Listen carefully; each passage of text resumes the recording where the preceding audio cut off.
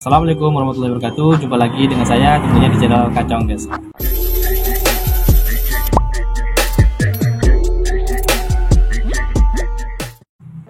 Oke, pada kesempatan kali ini saya itu akan sharing mengenai cara memulai usaha sembako, guys ya. Jadi yang pertama yang harus kita miliki itu tahapan yang pertama yang harus kita miliki yaitu modal, guys, untuk membangun sebuah usaha toko sembako. Ya, semua usaha kita itu harus memiliki modal. Dan di sini kita itu membahas mengenai toko sembako. Yang pertama itu adalah modal, dan modal di sini kita itu bisa mendapatkan dari dua cara. Yang pertama itu adalah menjual aset yang kita miliki, dan yang kedua di sini adalah kita itu bisa pinjam ke teman atau keluarga atau ke kerabat terdekat kita. Jadi kayak gitu.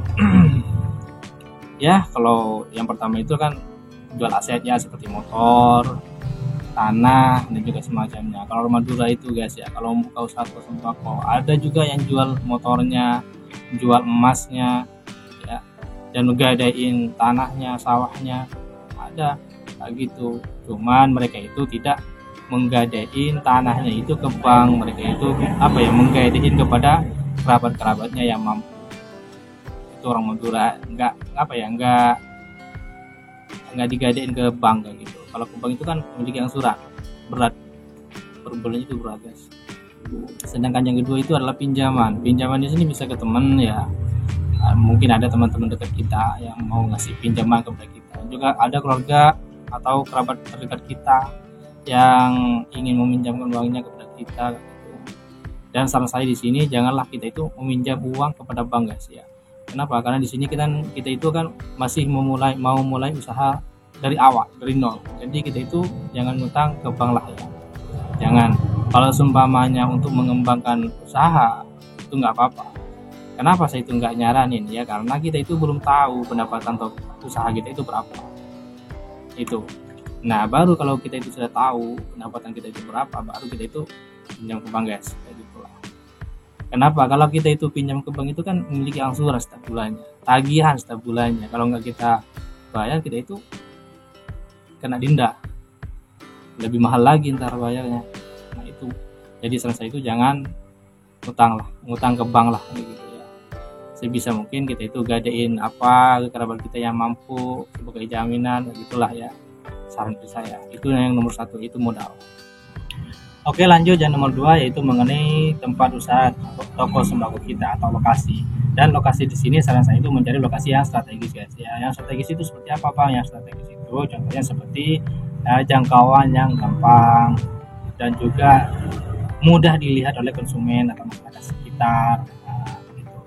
Jika toko sembako kita itu gampang dilihat, jangkauannya itu gampang, otomatis itu akan mempengaruhi terhadap perkembangan toko sembako kita, yaitu akan cepat.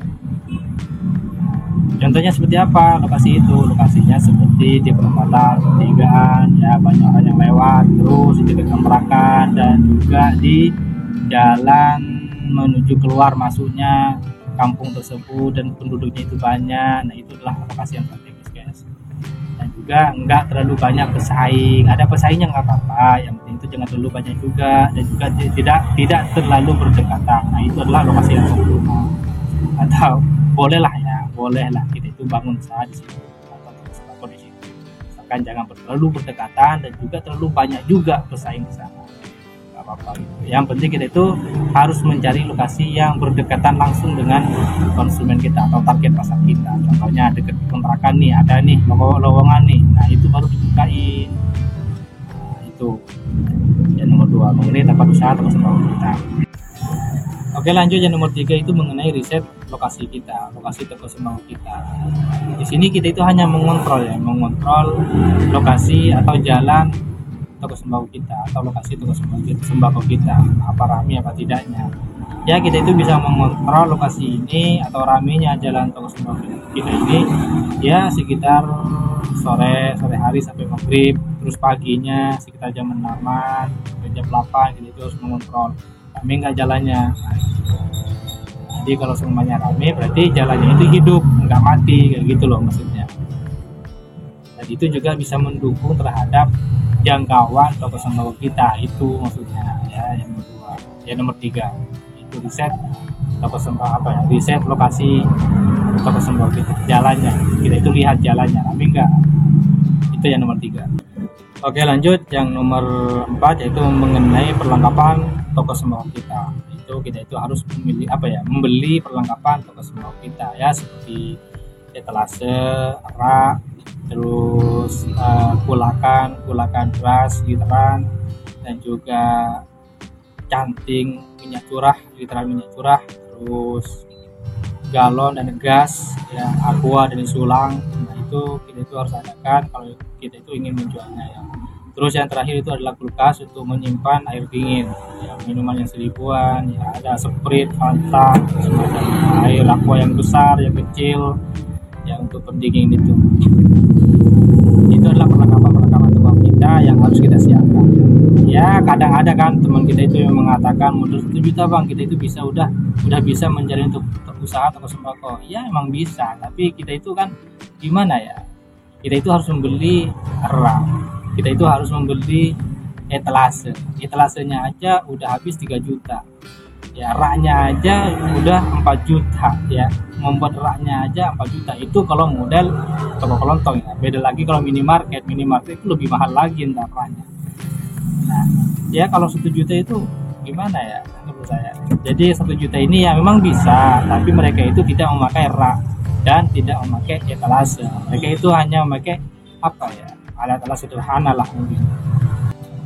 Jadi saya di sini hanya berbicara realitanya ya. Jadi kenyataannya memang seperti itu. Modal 1 juta bukannya nggak bisa menjalani usaha sembako, tetap bisa menjalaninya. Namun kita itu di sini hanya bisa berjualan di depan rumah kita, atau rumah kita di sini dijadikan sebuah toko.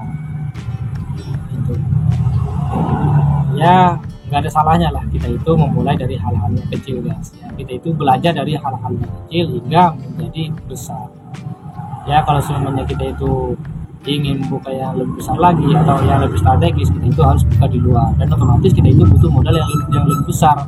Untuk apa? Untuk sewa toko, untuk perlengkapan toko sembako, etalase, rak, semacamnya, dan juga belum lagi kita itu harus mengisi barang toko sembako kita ya, sekitar 40 juta kita itu sudah bisa buka di luar guys, meskipun barangnya sedikit, yang penting lengkap.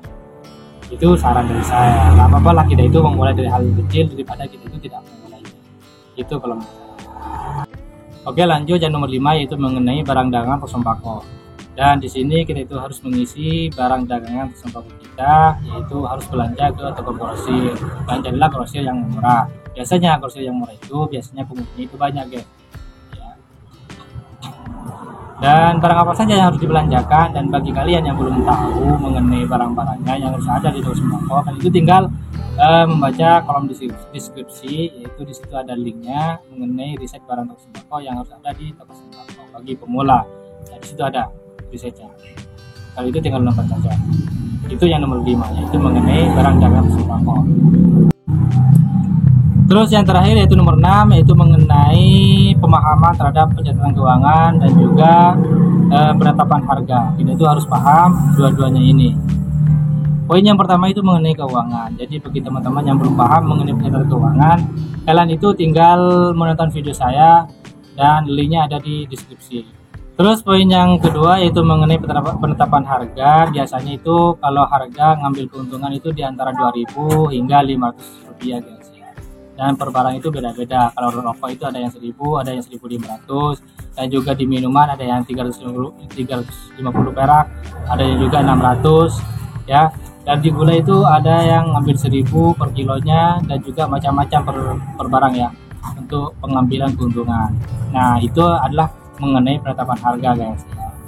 Oke, dan mungkin hanya ini yang dapat saya sampaikan mengenai cara memulai usaha toko sembako. Dan apabila video ini bermanfaat bagi kalian, dukung channel ini dengan cara subscribe dan like. Dan terima kasih telah menonton video ini sampai habis, dan sampai jumpa. Assalamualaikum warahmatullahi wabarakatuh.